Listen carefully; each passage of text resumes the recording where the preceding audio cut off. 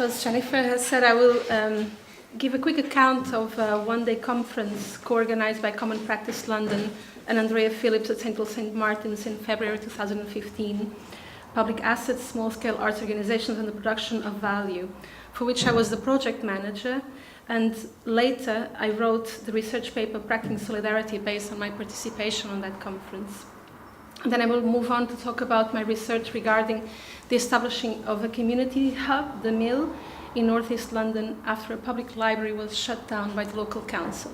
And hopefully managing to connect austerity, the struggles of small-scale arts organizations in the present climate, and what can we learn from this case. So very shortly, the Mill is a community initiative that emerged from a campaign to save a local library, St. James Street Library. After 4 years of campaigning and pushed by the local authorities' decision to sell the building, the community group shifted their focus onto keeping it in public hands. A good dose of determination kept them going, and the coincidental alignment of events and skilled people allowed them to take over the building to provide space and resources for local people to come together and organize interest groups, events, and activities in a friendly environment. So the Mill hasn't saved the library. The public asset is lost, but something of its spirit remains, which is that the Mill is a non-market-oriented public space. The small-scale arts organizations could in the future operate in similar fashion to the Mill, and this poses huge questions to how small-scale arts organizations are managed and to their core missions, and perhaps more positively, questions their engagement with their local communities. So I will start with public assets, small-scale arts organization, and the production of value. So Common Practice, if you don't know, is an advocacy group working for the recognition and fostering of small-scale arts organizations in the visual arts sector. And the group's London-based founding members are, after all, Chisenhale Gallery, Electra, Gasworks, Lux, Matt's Gallery, Mute Publishing, The Showroom, and Studio Voltaire. And so the conference wanted to explore the ways in which small-scale arts organizations produce artistic value beyond standard measures and quantifications, provide spaces for public experience beyond the market, and in so doing make a vital contribution to cultural wealth. The conference addressed ways to develop a distinct vocabulary through which to argue for this ethos when securing the support of public funding bodies and of the public at large. So I think the concern of Common Practice one day wanting to organize this event was seeing that public funding was shrinking, and then small-scale arts organizations had to fight for the same slice of the cake, and because of that they were set as competitors instead of partners, and of course that makes that solidarity is not really a possibility anymore when you can't disclose your game to your own partners in the sector. And moreover, seeing that the value of what they were producing and keep producing with fewer resources was being evaluated through and against a measure that they did not produce. So this conference, which was attended mainly by directors and people working with small-scale arts organizations throughout the country, but also internationally. About 200 people came that day to discuss how to move forward. Sorry, I have my notes all scattered. So the main goal of Public Assets, devised by Andrea Phillips, was to find forms of solidarity in the current conditions of art provision in the UK, in an era that explicitly encourages competition and meritocratic ascent by artists and art institutions. Andrea Phillips called for a return to the language that has been taken away from cultural producers and repurposed by capital, the language of autonomy, creativity, cultural richness, public participation and involvement, in order to create much-needed market-exempt spaces of contemplation and discussion. And for that, they invited a series of international speakers. So Charlotte Higgins, Chief Cultural Writer for The Guardian, Kojo Eshun, an artist and academic, Maria Lind, the director of Tenste Kunsthal, Lisa Solskon, representing working artists and the greater economy, a New York-based activist organization advocating for the regulation of payment of artists' fees by non-profit organizations, and Jesus Carrillo, former head of cultural programs of the Museum Centro de Arte Reina Sofia in Madrid. And perhaps I would highlight Eshen's presentation, which stated that the value of small-scale arts organizations is not a matter of size, but rather of nested capacity, of platforming, holding durational conversations that form plots which solidify over time, while simultaneously questioning themselves. Eshun proposed the use of the concept of care and reproduction, as Silvia Federici understands them, as the activities and relations by which life and labor are reconstituted. And these two notions of time and care became quite important during the day. This idea that small arts organizations develop relationship with artists over time. They work with them constantly. They see them mature. They give them a space for things to be rehearsed and somehow to solidify, which then is taken by larger organizations and delivered as a product, and then the footfall is counted by those organizations. And that was also one of the questions of how we can't keep measuring our value through footfall. Whilst Marie Lind advanced Gilles Deleuze and Félix Guattari's notion of becoming minor as an ethical choice connected not to size, but to the relational difference between the majors and the minors. Or as Lind put it, between those who have resources and therefore are able to reach wider circles, dominate and decide the overall rules of the game, and those who actually invent the new games and find the setting for them, but do not have the power to become widely influential. And Lisa Solskon, who sought to highlight the conditions of cultural production in the age of speculative capitalism and made a specific call to artists to resist operating in the way set up by the system, namely by refusing to work with institutions that do not pay them fees. So not only they want to be the watchdog of small arts organizations in terms of how they work with artists, but they made this very specific call as artists. You also have to also cooperate and stop participating in your own precarization, which gathered a lot of attention from the crowd that day. And so this was the morning of that day, and then in the afternoon, these 200 people were divided in 9 breakout sessions, so about 20 to 30 people participated in a very specific session where they could discuss smaller issues, but also somehow to network, to build these relationships, to kind of start a sort of, we actually have to be advocating for this together. And just to mention a few, one was, what is the media's role in creating value in small-scale arts, which was led by Charlotte Higgis and Polly Staple from Chisenhale Gallery.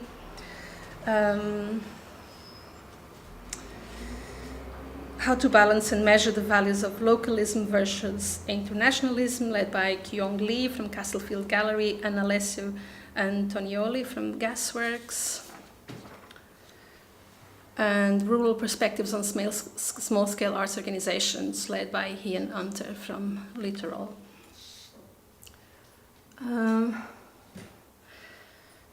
And so there was a common interest in more transparency, cooperation and solidarity among peers, and the creation of mechanisms to work together and potentially renegotiate the forms of collectivity already in operation in the UK and across Europe. So after this day, Common Practice realized that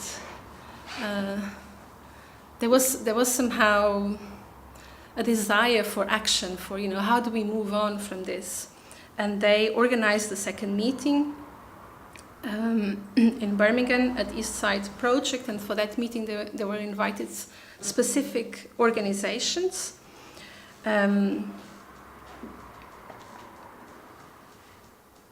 like a little beat. The contributors asserted the necessity of a plurality of values in opposition to the measuring of fiscal return, and in their discussions consider how small-scale arts organizations' narratives might be told differently and more accurately.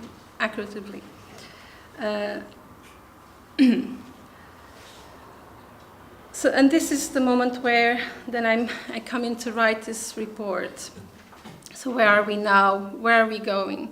The steady withdrawal of government funding and the simultaneously call for entrepreneurship in the arts, together with the treatment of members of the public as uninformed statistical bodies, lead us to where we are today, a position, as Andrea Phillips attests, where there is a lack of organization among art workers when it comes to challenging the conditions of inequality and exploitation that the above circumstances exacerbate. The severe shift away from public commitment to the arts and into the privatization of culture through the lens of politicized notions of aspiration at the expense of collaboration brings about a double bind of competitiveness and demand for growth that presents arts organizations with punishing precarious working conditions, whether or not they choose to comply. And one of the things that came out also of these discussions was that a possible strategy was actually to withdraw, to decrease, to descale, to go back to some sort of basics. So a lot of these organizations were also imagining themselves in a post-public funding environment when the Arts Council is not there anymore and there's no more funding. So what is that we should carry on doing? What is the most important thing to be doing when that support is gone? And that's that's how I got interested in the mill. Not only because it is my community center, so this is the closest public space to where I live, and I started volunteering there in 2015, I think, actually. And I just turned up and said, you know, I have a couple of hours to spare. What do you want me to do? And then eventually, a few months later, I had the opportunity to apply for a grant from the Arts and Humanities Research Council, and I asked exactly to be placed in this community center as a researcher. And I was there for 3 months and became really, really interested in how they constituted themselves. So I'll talk a bit about that. So the events took place between 2007 and 2011, during the global financial crisis, the subsequent change of government in the UK, and the country's deficit reduction program.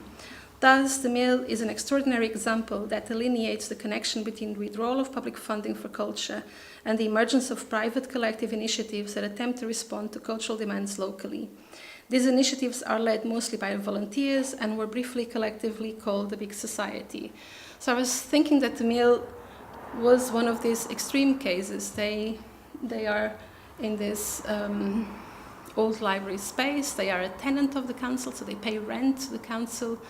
And all the money that they get is through fundraising activities or through room hire. So what happens if an arts organization has to run in a similar way?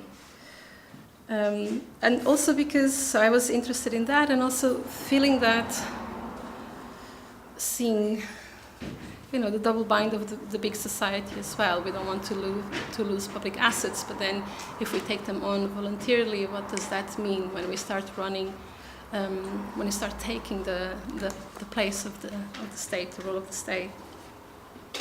So what are the consequences of stepping in to fill in the state's responsibilities? Is the Mill generating something altogether different from what became known as the big society?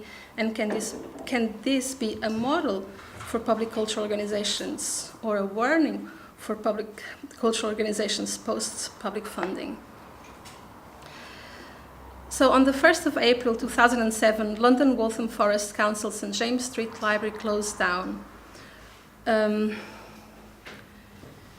And this closure was part of the local council's continued money-saving plan. And one of the things is that it closed down without any public consultation and public warning. It just one day it wasn't there anymore. Or everything was there actually. It just wasn't open. So the Council decision infuriated local resident Paik Tan, who initiated Save St. James Street Library campaign. Going around her neighborhood, Tan quickly raised 200 signatures for a petition against the closure of the library. A group of local people with very specific skills joined Tan, including journalists, activists, IT specialists, etc. Soon after, the Black Horse Action Group and Keep Our Museums Open campaign joined forces in demonstrating and protest actions to save St. James Street Library. In 2006, the Cabinet agreed on a range of savings, and the closure of St. James Street Library was one of them. Value for money was reaffirmed at that meeting. Cuts were necessary, and the Council aimed to make cuts where they would have the least impact on the service overall. So their argument was that something had to be shut down, and this was the smallest library in the Council, so it was the one they could they would find reasons to close. So one of the reasons they gave is because there were not enough people borrowing books. By holding several community meetings, urging people to sign the petitions and to write to their local councils showing their disapproval, the campaign started to gain traction. The second campaign year started with an open-air library to mark the National Year of Reading, and since then the campaigners held a book swap in front of the old library building once a month over the period of 3 years. Local councils offered the campaigners the opportunity to run the library voluntarily immediately that year, 2007, and they said no, they refused. The council then started a consultation into the future of library provision in the St. James Street area. This in itself was seen as one of the successes of the campaign, that the council had to acknowledge that they hadn't followed process in terms of consulting the population. Around 2009, the building was falling into disrepair, and the concerned campaigners planned to occupy it. However, suddenly, an anti-squat company was hired by the council to take over the building with a live-in security scheme. Soon after, news circulated that the council was giving the building to Waltham Forest Primary Care Trust to reopen as a drug rehabilitation centre. The news gave a new boost of energy to the campaigners. Backed by citizens enraged of the plan of having Class A drug users at their doorstep and supported by the local wards councillors, the campaign once again reclaimed community usage for the building.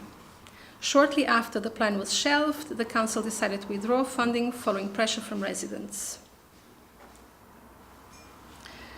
At that moment, the campaigners knew they've lost the library, and the fight was now to keep it as a community space. The auction of the building galvanized. Sorry, I think I've missed something. So at this moment, the council decides, okay, we can't bring this primary care trust into the building. We're going to sell it. We can't keep it in our hands. It's too expensive, and so this is the moment that there's a split in the campaigners. Part of the campaigners just said, okay, this is lost. We've lost the library. Nothing is going to happen now. They're going to sell the building. And they moved out. And a new group of people said, okay, this cannot happen. We can't lose this building. Because once the building is gone, it's sold, it's become private, nothing public will be made with it again. So a new group of people came in. And in April 2010, the result of the general and local election saw the Liberal Democrats in a coalition with the Conservative Party in the national government, and the Labour Party was now running Waltham Forest Council on their own. So previously, Waltham Forest Council was led in was a coalition between the Liberal Democrats and Labour. 2 weeks later, the Conservative Party Big Society initiative was launched with 3 key aims: give more power to local councils and neighbourhoods, reform public services, and encourage people to play a more active role in communities, while drastically reducing financial and organizational support. So the campaigners then went to the council member responsible for the sale and kind of very directly asked him, what can we do to keep this building in our hands, in the public hands? And he told them, find someone who would rent it from us, and I will give it to you. And at this, also at this moment, a local supporter working in Brussels, Arun Khan, recommended the group to apply ambitiously to be part of the National Endowment for Science, Technology and Arts Neighborhood Challenge. And this was one of the funds created by this Big Society program. And a campaigner, she was just here before, I think, yeah. Alison Griffin, who has a fundraising background, she came in and she took this, she appropriated the language of the big societies such as social capital, public assets, community building, and the group put in a bid while urging the community to continue to lobby their councillors not to sell the building because they have a very tight deadline for this to happen. In December 2011, Save St. James Street Library campaign was shortlisted by Nesta Grant, and the councillor agreed to postpone the sale of the building until the final decision was done.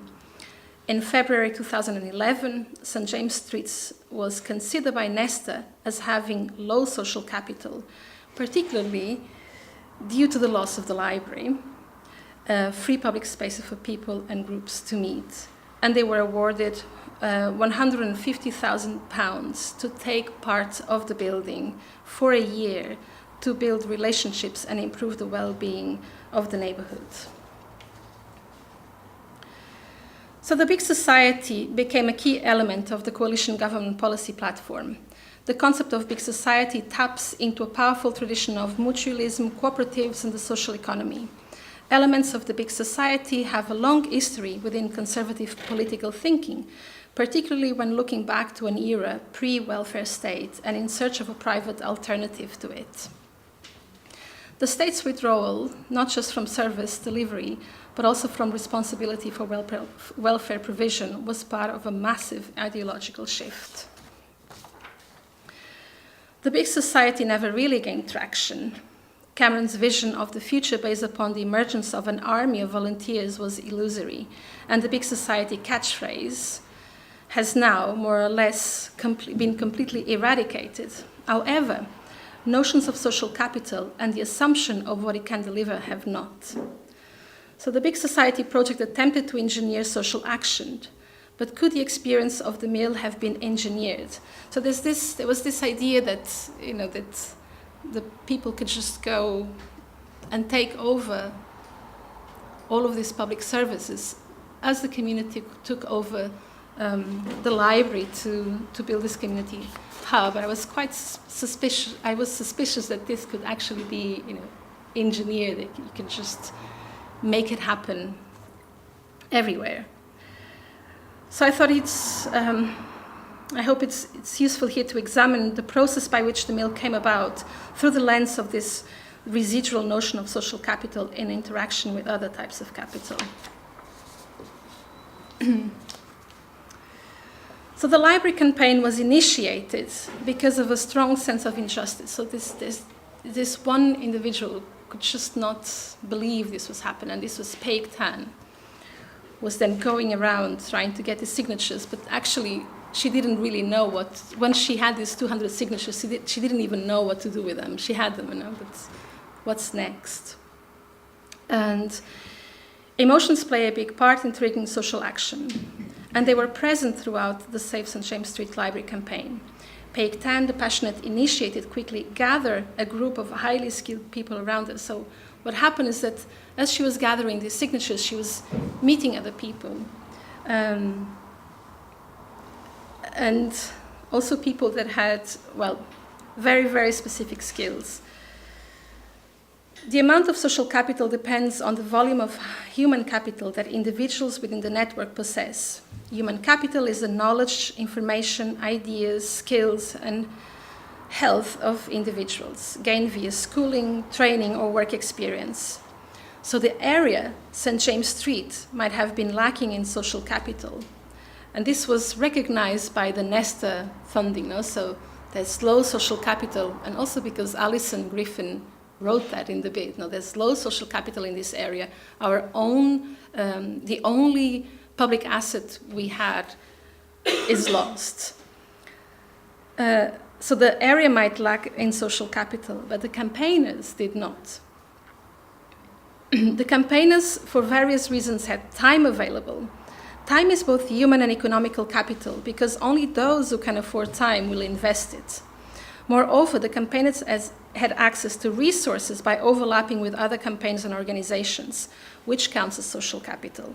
The campaigners utilized a combination of triggering emotions, emotional capital, anger, and they did this very specifically when the building was to become this Class A drug center.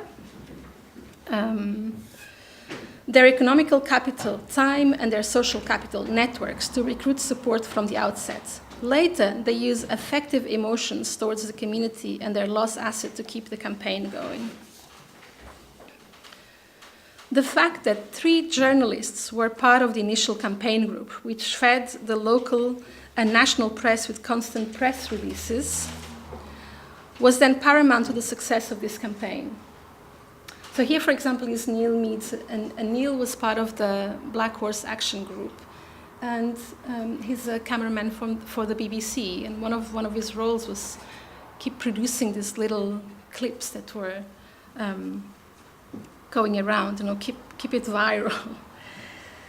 The campaigners lacked financial capital, but due to their wealth in human capital, they managed to secure a partnership and a large public grant to prevent the sale of the building. That the key ingredients for success were present at the mill's emergence is more accidental than not, and can hardly be seen to be engineered by the Big Society program. Rather, it was the community taking advantage of new policies and terminology. After St. James Street Library had been lost, what mattered most for the campaigners was keeping the building as public property, realizing this is in itself a success, since reversing privatization is extremely unlikely. If today the mill is a tenant of Waltham Forest Council, the campaigners saved the building with a hope for future use with public funding. Although they have lost the public service, through the mill the campaigners kept something of its essence, just like the library. And as I said before, the mill is now a non-market oriented public space.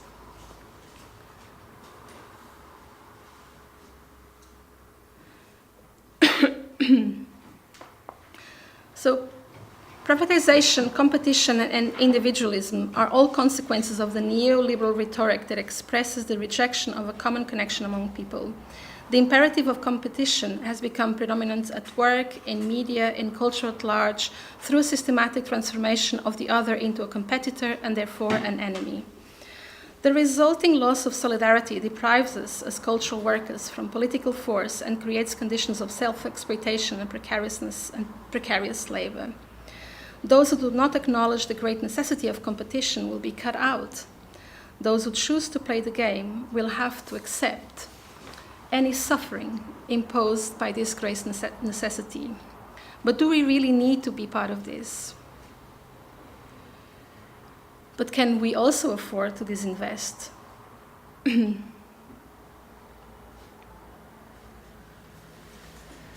So, yes, I wanted to talk a bit of what actually is the mill and what it does. So the mill has its doors open 51 hours per week, Tuesday to Sunday. It is always warm. It has a community toilet, a tea and coffee station on a donation basis, an honesty library, a kids' room and a garden, and there is always someone at the reception desk. As I said, the mill is a tenant of Waltham Forest Council. The building subsidizes itself. That is to say, it pays the rent, the gas and electricity bill, and the salary of the part-time building manager. It does so by renting office spaces located on the first floor and through room hire, the mill has 3 rooms that can be used for diverse activities. So there's a lot happening at the mill, but things come to worse. This is what can be maintained. This space open, perhaps not so many hours, but being this place which is where you can come in, it's warm, you can use the toilets, there's someone friendly at the reception. The rest of the part-time staff, administration, fundraising manager, communications manager, volunteer coordination, are paid through grants. All the staff make a 1 full-time and a part-time job.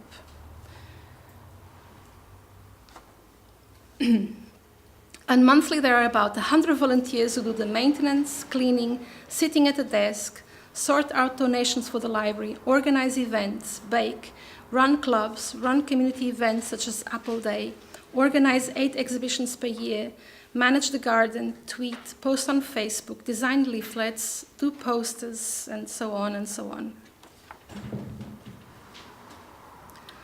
But the majority of what happens at the mill is put forward by the community through room hire, mindfulness, acupuncture, yoga, community radio, sociable sewing, council surgeries, language classes, music lessons and choirs, knitting, chess and Scrabble playing, kids art, among others.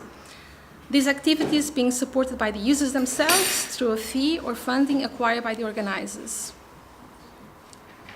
The mill is not a public library. There is a library at the mill, working on donations by the community, run by volunteers, an honesty library. And just like the public library, you can come in, sit, read the paper, meet with people. But the mill is not a library. Some say it's better than what the library it was there before. And I agree. But still, the mill is not it's not a public library.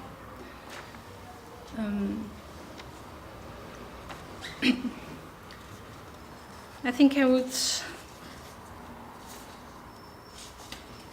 just go back to Coach's point on the notion of care or reproduction, which is an important capitalist tool for the exploitation of workers' labor, or more precisely, the unpaid labor that supports the status quo. Reproduction in a broad sense consists of the multiple activities and relations that daily reconstitute life and labor, that is, everything that makes life possible and everything that continues to sustain it. And Kocher pointed out this idea of care, which is when he talked about care in relation to small-scale arts organizations, he was more talking about the care of ideas, so sustaining ideas. Perhaps here in the mill, when we talk about care, we're talking about the care for the body, for the mind of the community, a place where you can be cared for, and you can be carefree as well at the mill. So I think the questions. Of course, the questions we can pose also at the mill is who can afford to care? Who can afford to volunteer at the mill? And what basic care is provided? So the basic care of the mill is providing this shell. The building itself becomes this place where things can happen. So if we think of arts organizations, what will be the basic care that it can provide? And what I also wonder is that can we still maintain these radical positions that we still have in these small organizations when the public support is not there? So this is it, some scattered ideas. Thank you.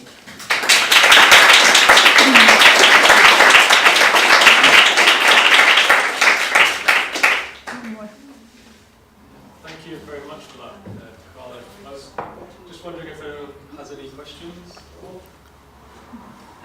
I was wondering, you mentioned at the beginning that it's kind of bad to count number of visitors to a space and then provide funding on that basis. Why do you think that's problematic? I think well, it's not me saying that it's bad. No, it's a proper complaint from the majority of arts organizations, especially small arts organizations, because it only tells a part of the story and reduces the value to quantitative value and not qualitative value, and and especially also when small organizations are setting competition with bigger organizations. How can Market Gallery compete with the footfall of the Tate, no? or something like this? It's just, it's unreal. You can't really do this. But also to think of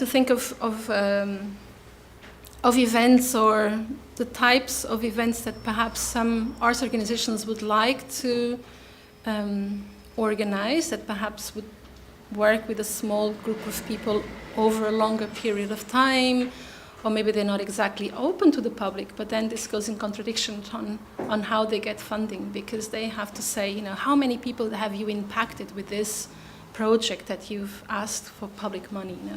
How many people? There's always this quantitative evaluation.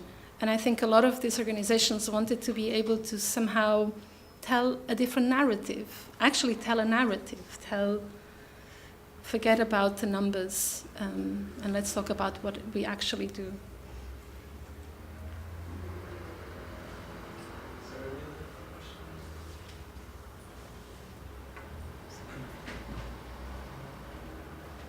Would you advocate for Market Gallery if they can turn back time and still have all three spaces, to be able to rent out some of their spaces in a way to support themselves, to sort of step away from public funding? No. Well, I'm a real advocate for public funding. It's also what I discover working at the mill, I guess. They are self-sufficient, but being self-sufficient means that the mill being the case that I know quite well at the moment, they have a group of projects that they initiate themselves when they get funding, which might be ways of supporting local artists, supporting ideas. But if that's not there, it really has to come from the community on what they can organize. And this is, and now, for example, there at the mill, it's also in a very critical moment. The area is going through a process of gentrification, and in London. It's placed in Waltham Forest in London, northeast London. So the community is quite diverse. It's changing slowly, with more middle-class people moving into the area, buying houses. So also these would be the people that perhaps will be, in the future, be more likely to hire rooms. So one of the things that they are really afraid is that, suddenly the mill just becomes a place for 10 different types of yoga that people will do, and that's the danger. And so in their core mission is that they are that they want to be a place for the most fragile members of their community, of our community. And it still is, but so that's the danger, when you're completely without public funding, and they're not, because they've been quite successful in applying for grants, so they have money to do their own little kind of social engineering within their hub. But if that's gone, then you really become, it just depends on who can afford to rent rooms there and what will happen, So no. I don't know. I'm saying no, but it depends. No, they also got themselves into this position where in the beginning they didn't want the building, they didn't want to be running the space, and in the end they are running the space, because at some point you're, in between a rock and a hard place, and you just make decisions. So I don't know what Market Gallery could decide. Any more questions?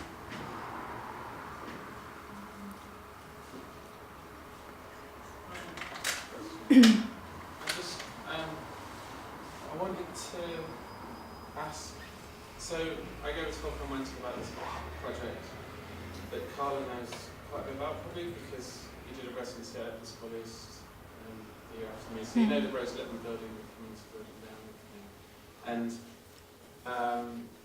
my project was about a load of community collective action in the 70s in that neighbourhood, so this is a couple of miles south of where Carla's talking about. And the point of comparison is specifically a community centre that these local activists set up in the 70s, just over the road from where Episcopal East was, which is long gone now, there's no trace of it whatsoever.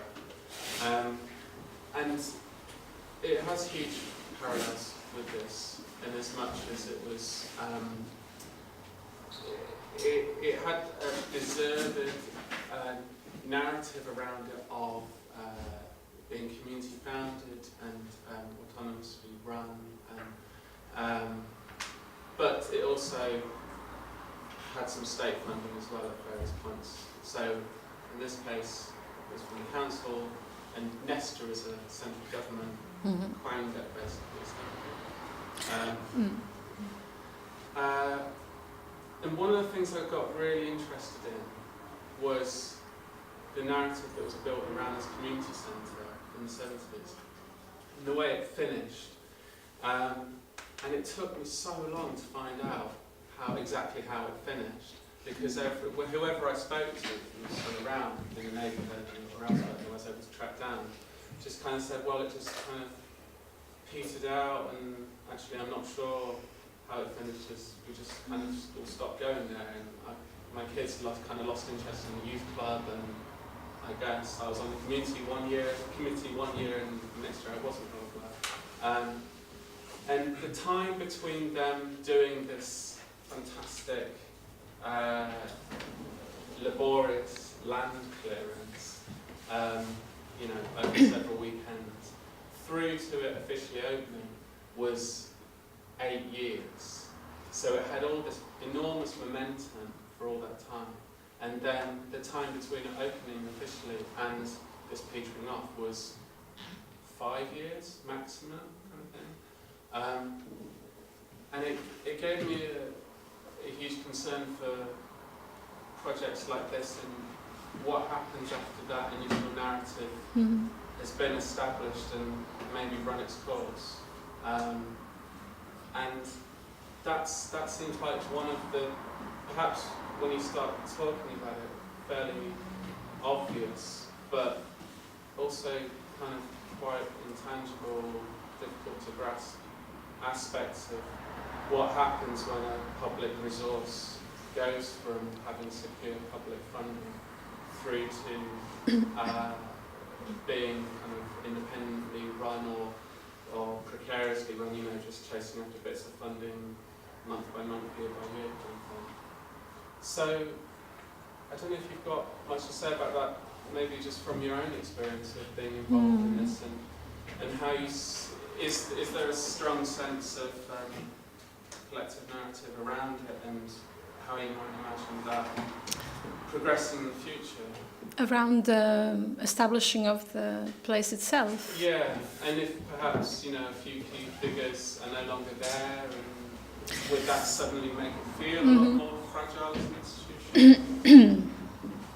So, in fact, the mill is very young. It's going to be 6 years this year.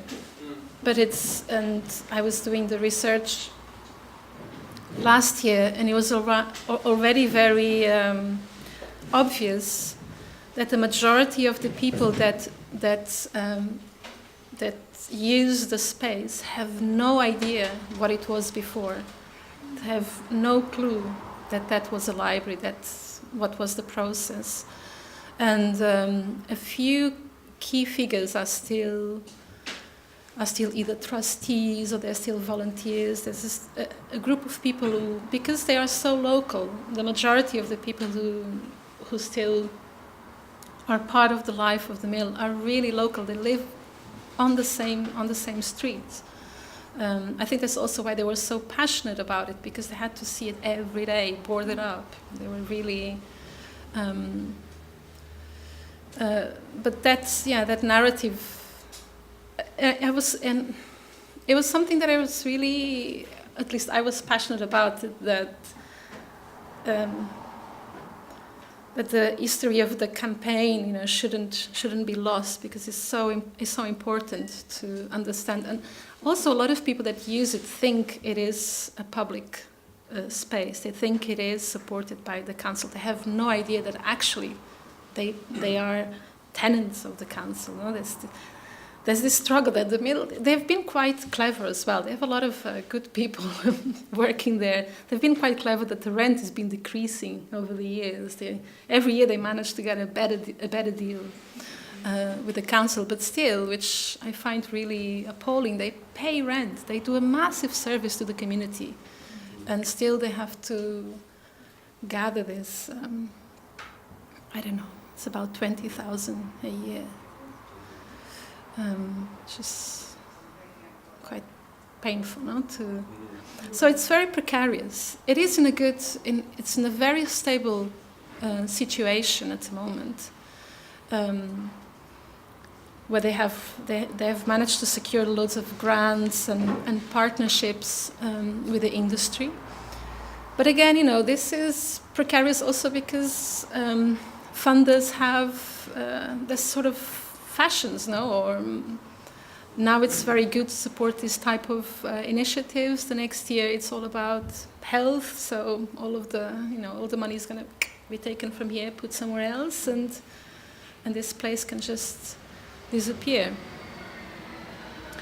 But one of the key members, which she's still around, and she's very, but she had this idea, that they didn't really believe in the whole bid that they put into the Nesta grant. They just wanted to buy time. It was just this, they can't sell it. Let's find something. And so every year, she's still going, yes, another year. And the future, who knows? I think we've got time for one more question. Let me see. Pretty face. I have one about recording the quality. You said there's quantitative and quality. Or what was it? You said? Quantitative and qualitative? Yeah, sort of things that happen, and also hidden capital. You speak a lot about things about care and stuff, and these things where it's kind of an exchange of something but never money, sort of thing. Is there do you know if the mill or do you use ways to sort of archive that or quantify that, or sort of, I don't know, is there a change in that where somehow that's also being able to be brought forward as sort of a case as well, For the future of the mill? Yeah, or in the arts, in the sort of structure of whether that needs to be posed to sort of funding, or whether that just is being archived in general. Is there a way of measuring qualitative value? Thank you.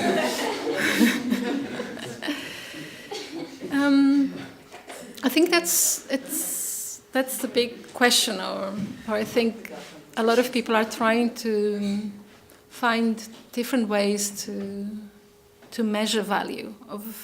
It's very difficult to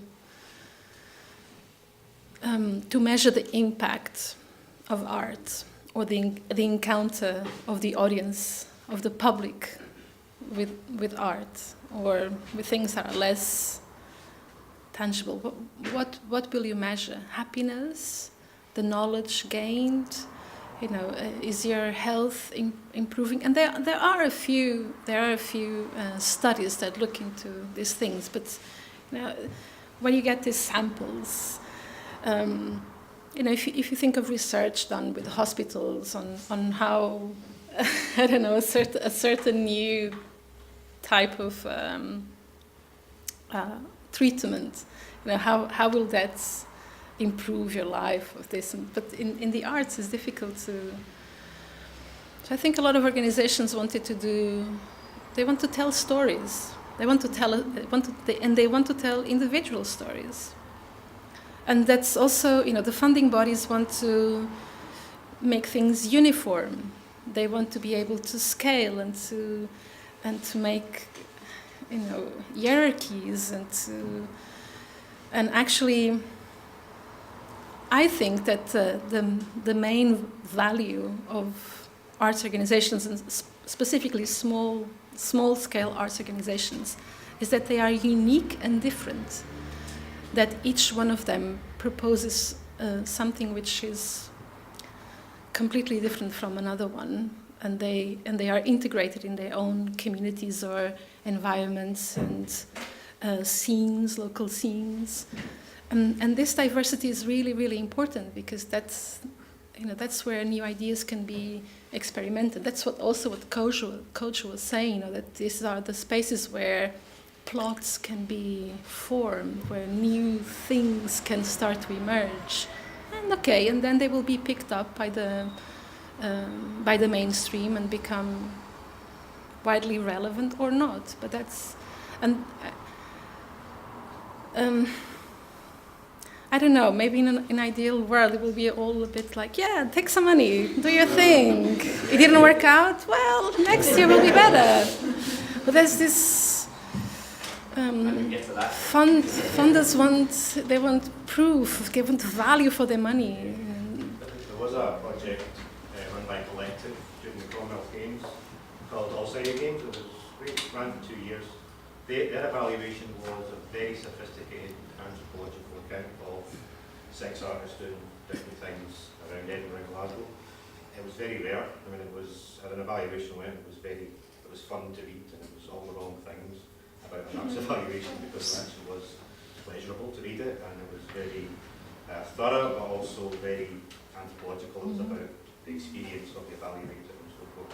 That's the only time I've ever seen anything that actually uses qualitative methods well. But there are thousands of methods you could use to evaluate art practice in quite an intelligent way, but I just think in terms of the way money and funding is structured, it's very hard to get that by the numbers approach that is required. And I think even then, Collective had to kind of tackle in some nice tables at the end, just to reassure them that there were numbers around, even though actually the meat of evaluation had been this very unusual technique. So if you're interested in how it can be recorded, stuff does exist, for example, in Collective in Edinburgh, but I think even in those situations, you have to kind of dress it up.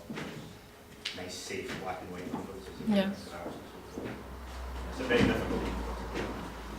But the methods are there. The potential is there to actually be very innovative in how you actually do it. Okay, that's great. Thank you very much for that.